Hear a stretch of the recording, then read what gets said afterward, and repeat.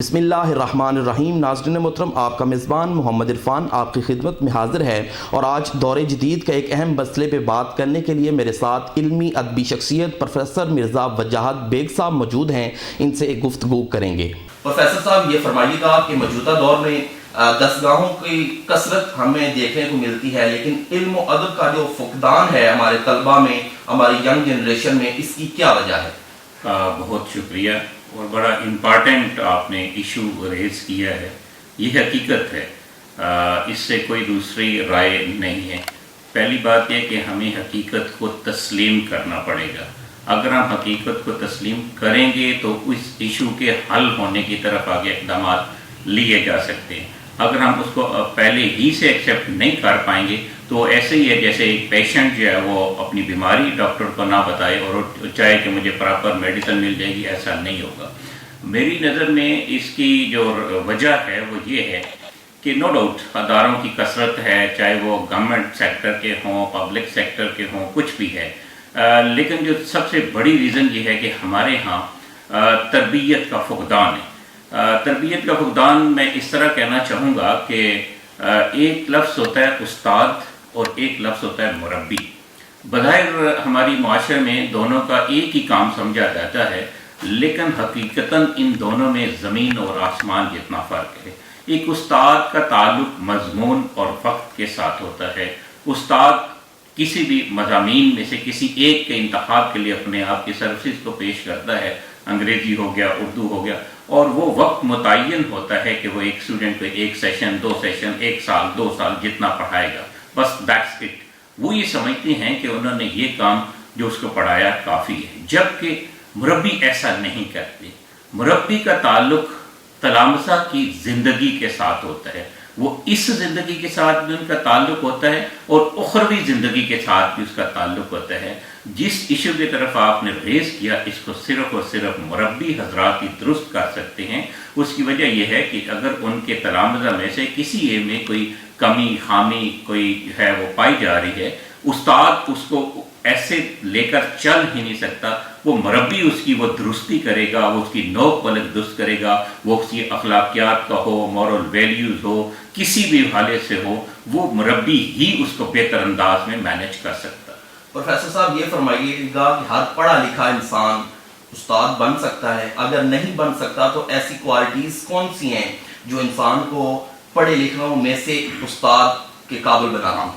یہ بھی بہت اچھی بات ہے۔ ضروری نہیں ہے کہ ہر تعلیم یافتہ شخص استاد ہی ہو، استاد ہونا بھی بڑی بات ہے۔ استاد ہونے کے لیے بھی پہلے آپ کو خود اس مراحل میں سے گزرنا پڑتا ہے۔ پوری دنیا میں ایسے ہوتا ہے کہ آپ دیکھ لیجئے کہ کسی پوری ورلڈ میں سب سے زیادہ اگر کوئی مشکل لائسنس ملتا ہے وہ تو ٹیچنگ سرٹیفکیٹس اور میڈیکل کے متعلقہ ہوتا ہے، کیونکہ ان لوگوں کا کہنا یہ ہے کہ یہ آپ لوگوں کی زندگیوں کے ساتھ جو ہے وہ آپ کا عمل دخل ہوگا، آپ سکھائیں گے۔ ایک قابل استاد بننے کے لیے ان کا سب سے پہلی چیز ہے کہ ان کا ٹیچنگ سرٹیفکیٹ ہونا چاہیے، ان کا ٹیچنگ سکل ہونی چاہیے، اور ضروری نہیں ہے کہ شخص پڑھ لکھ گیا تو وہ اچھا پڑھا سکے۔ پھر جب تک وہ استاد ہی رہتا ہے تب بھی اس کے تلامزہ میں وہ نکھار نہیں آتا اگر وہ استاد اپنے آپ کو مربی کے طور پر پیش کرتا نہیں ہے۔ میری یہاں سے اس چیز کی میں تھوڑی سی مزید وضاحت کر دوں کہ اکثر اساتذہ کا یہ جملہ بولا جاتا ہے کہ ہم پیشہ پیغمبری سے منسلک ہیں۔ دعویٰ تو درست ہے، لیکن دیکھیے مربی اور استاد میں بنیادی فرق یہ ہے کہ مربی سب سے پہلے وہ کام کر کے خود دکھاتا ہے، وہ عملی نمونہ پیش کرتا ہے، جیسے پیغمبر اعظم صلی اللہ علیہ وسلم نے پیش فرمایا۔ اگر ایک استاد وہ عمل خود پیش کر رہا ہے تو وہ بہت اچھی تربیت کر سکتا ہے، بہت اچھا ادب ڈیولپ کر سکتا ہے، جیسے ہمارے اساتذہ کرتے تھے، بہت تربیت یافتہ اساتذہ تھے۔ آج ضرورت اس امر کی ہے کہ استاد کا جو مربی کی طرف سفر ہے اسے وہ سفر طے کرنے کی ضرورت ہے، اسے وہ عملی نمونہ پیش کرنے کی ضرورت ہے، جو کہ معاشرے میں اشد ضرورت ہے۔ ایک والد جب اپنے بچے کو اسکول میں داخل کرواتا ہے یا وہ اس مراحل سے گزارنے کے لیے جو ہے وہ ایک لاہ عمل ترتیب دیتا ہے، تو اسے کون سے ایسے استاد کا چناؤ کرنا چاہیے، کون سے ایسے تعلیمی ادارے کا چناؤ کرنا چاہیے جس میں آپ کیا سمجھتے ہیں کون کون سی کوالٹیز ہونی چاہیے؟ میرا خیال ہے یہ اتنا آسان بھی نہیں ہے۔ کہتے ہیں کہ ہر چمکتی چیز سونا نہیں ہوتی اور 5 انگلیاں برابر نہیں ہوتی۔ میرا خیال یہ ہے کہ اساتذہ ان کے بچے اور والدین تینوں باہم مل کر جب ایک لائن آف ایکشن میں، جسے ہم تعلیمی مثلث کا نام دیتے ہیں، اگر تینوں کی ایک لائن آف ایکشن ہوگی تو بچوں کا رزلٹ یا ان کی تربیت بہتر ہوگی۔ ایسے میں والدین اور اساتذہ کا جو باہمی ربط ہے وہ ریگولر بنیادوں پر ہونا چاہیے۔ استاد یا ادارے کی انتظامیہ اس چیز کی وہ جو ہے اس کی ذمہ داری ہے کہ وہ مینیج کرے کہ پیرنٹس اور ٹیچر کی جو میٹنگز ہے، تب جا کے اگر کسی جگہ پہ ایسا نہیں ہو رہا اور وہاں پہ بچوں کی حوصلہ افزائی نہیں ہو رہی۔ اب یہ دیکھیے کہ بچے جو ہے یہ ایک کورا کاغذ ہے، سفید کاغذ ہے۔ اب بچے کے ذہن میں جو آپ جو ہے وہ ڈالیں گے، جو ان پٹ دیں گے، بچہ وہی سیکھے گا۔ بچے کے پیرنٹ، اور امام غزالی رحمۃ اللہ علیہ کا فرمان ہے کہ بچہ 6 سال کی عمر میں اس کی پوری زندگی کی جو شخصیت کردار سازی ہونا ہوتی ہے وہ ہو چکی ہوتی ہے۔ اس کے لیے سب سے پہلا رول آتا ہے پیرنٹس کا اپنا، دوسرے نمبر پہ ٹیچر کا۔ پیرنٹ اور ٹیچر عملی طور پر اگر خود سچ بولنے والے ہوں گے تو بچے سچ بولیں گے۔ پیرنٹس اور ٹیچر خود عملی طور پر اسلامی قوانین، مورل ویلیوز کے پابند ہوں گے تو بچے اس طرف آئیں گے۔ اب یہاں پہ مسئلہ صرف یہ آتا ہے کہ پیرنٹس اور ٹیچر دونوں میں الا ماشاءاللہ وہ اس عمل کی کمی ہے جس کی وجہ سے معاشرے میں یہ ایشو آج ڈیولپ ہوا۔ بعض والدین بلکہ اکثریت ہمیں یہ دیکھنے میں ملتی ہے کہ بچے کی تعلیم و تربیت میں صرف تعلیمی ادارے یا استاد کو ہی مورد الزام ٹھہراتے ہیں، جبکہ اپنے کردار کو جو ہے وہ پردہ پردہ ڈال دیتے ہیں۔ تو والدین کا یہ عمل آپ کس نظر سے دیکھتے ہیں؟ نہیں، یہ اس سے ان کا اپنا ہی نقصان ہوتا ہے۔ میں سمجھتا ہوں کہ ٹیچر جو ہے وہ کبھی بھی بچے کا دشمن نہیں ہوتا جب تک، جیسے میں نے پہلے کہا کہ والدین خود وہ عملی رول ماڈل پیش نہیں کریں گے۔ دیکھیں نا، آپ صلی اللہ علیہ وسلم نے جو کام بھی اپنے فالوورز کو، صحابہ کو، اسٹوڈنٹس کو کہا، سب سے پہلے انہوں نے کر کے دکھایا۔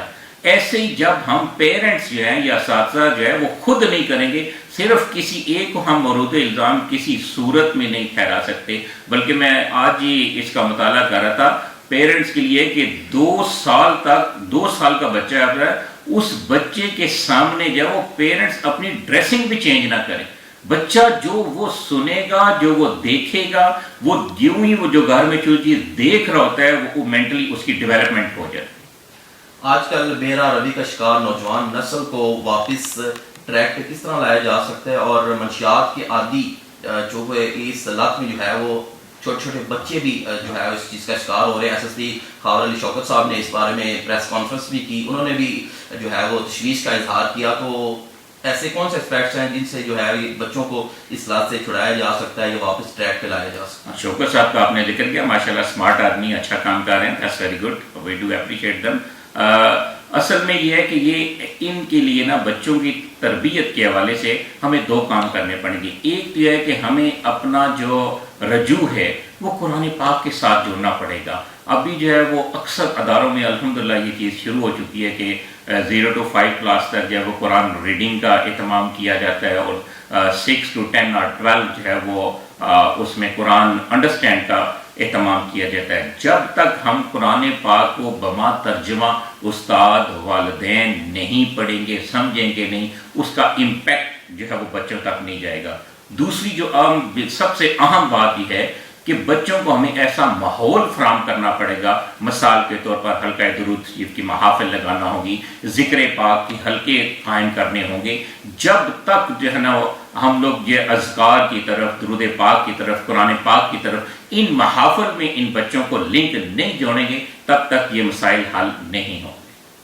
بہت شکریہ۔ یہ تھے میرے ساتھ پروفیسر مرزا وجاہت بیگ صاحب، انہوں نے بڑی خوبصورتی کے ساتھ جو ہے وہ روشنی ڈالی ان باتوں پر، اور ان کی جو گفتگو ہے اس کا خلاصہ کلام یہی ہے کہ سب سے پہلے ماں کا کردار جو ہے وہ قابل تقلید ہوتا ہے اور اس کو دیکھا جاتا ہے۔ جب تک ماں کا کردار اگر جو ہے وہ مثالی نہیں ہوگا تو فرید کبھی بھی گنج شکر نہیں بن سکتے۔ وہ ماں ہی ہے جو ایک فرید کو گنج شکر کے رتبے تک پہنچاتی ہے۔ تو ماں کو جو ہے وہ سب سے پہلے سوچنے کی ضرورت ہے، اس کے بعد جو ہے وہ اساتذہ کا کردار بھی بڑا انتہائی اہم رول ادا کرتا ہے۔ اپنے میزبان محمد عرفان کو اجازت دیجیے، اللہ نگہبان۔